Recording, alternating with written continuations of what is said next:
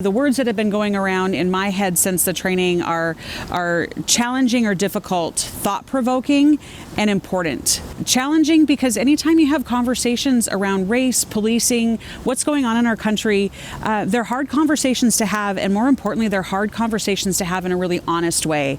And this training provided that foundation, that ability, sort of that open space to have those really challenging conversations, ask questions, and receive pushback. So there's lots of places where, if I'm going to be honest, my thought process, my understanding of things, I walked away going, yeah, that's maybe not the whole perspective. And there's a whole nother side to these conversations. And so that was that thought-provoking piece where I went home and I laid awake that night thinking, wow, there's a lot of work that we have to do. There's a lot of things that we're doing good. And how do we bridge that gap?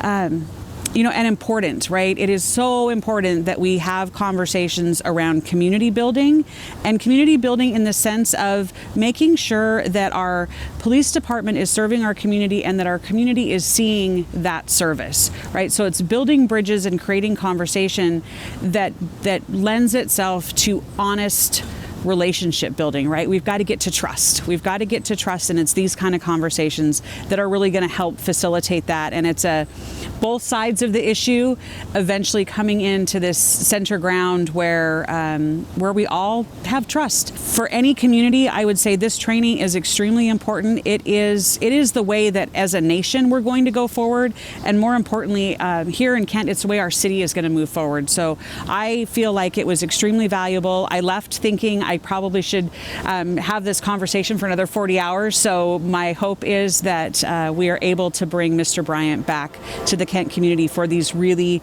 challenging, thought-provoking, important conversations.